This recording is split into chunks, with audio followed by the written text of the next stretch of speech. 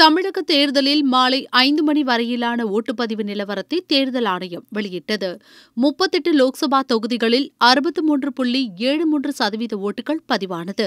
அதிகபட்சமாக சிதம்பரத்தில் 71%, குறைந்தபட்சமாக கன்னியாகுமரியில் 55% பதிவானது என்று தமிழக தலைமை தேர்தல் அதிகாரி சத்யபிரதா சாஹூ கூறினார். 18 தொகுதிகளுக்கான இடைத்தேர்தலில் மாலை 5 மணி வரையில் 67.8% ஓட்டுகள் பதிவானதாக சாஹூ கூறினார். ஓட்டுச்சாவடிகளை கைப்பற்ற அதிமுக கூட்டணி திட்டமிட்டுள்ளதாக தமிழக தலைமை தேர்தல் அதிகாரி சத்யபிரதா சாஹூவிடம் திமுக புகார் அளித்துள்ளது. திமுக சட்டத்துறை செயலாளர் கிரிராஜன் புகாரை அளித்துள்ளார்.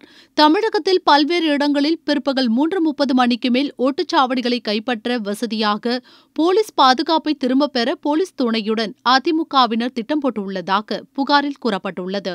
நேர்மையான முறையில் தேர்தல் நடப்பதை தேர்தல் ஆணையம் உறுதி செய்ய வேண்டும் எனவும் திமுக வலியுறுத்தியுள்ளது. மதுரை லோக்சபா தேர்தலில் முன்னாள் மத்திய அமைச்சர் அழகிரி ஓட்டு போட்டார்.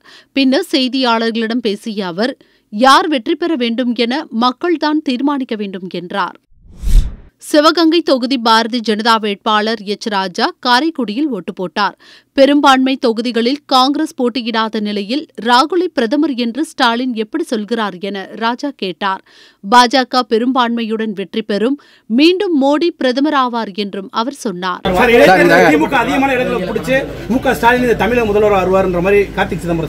நான் என்ன சொல்றேன், கனவு காண்டவரும் நான் திருப்பி அந்த கேள்வி கேட்ட பிரயோஜனம் இல்லை.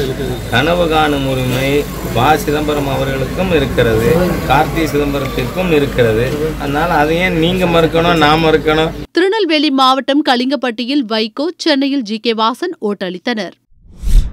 தேர்தலை முன்னிட்டு சென்னையில் இருந்து சொந்த ஊர்களுக்கு செல்ல போதிய பஸ் இயக்கப்படாததால் புதனன்று இரவு முதல் பயணிகள் அவதிப்பட்டு வருகின்றனர். பஸ்கள் குறைந்த எண்ணிக்கையில் இயக்கப்பட்டதால் பஸ்ஸின் மேற்கூரையில் ஆபத்தான முறையில் பொதுமக்கள் பயணம் செய்தனர். தொடர் விடுமுறை இருந்தும் போதிய பஸ் வசதி இல்லாதது பெரும் சிரமத்தை ஏற்படுத்துவதாக பயணிகள் வேதனை தெரிவித்தனர். இதுபோல மேலும் பல தகவல்களுக்கு தினமலர் யூடியூப் சேனலை சப்ஸ்கிரைப் பண்ணுங்க. பக்கத்துல ஒரு பெல் பட்டன் இருக்கும், அதையும் கிளிக் அப்படின்னு அழுத்திட்டு Facebook, Twitter, Instagramல எங்களை ஃபாலோ பண்ணுங்க.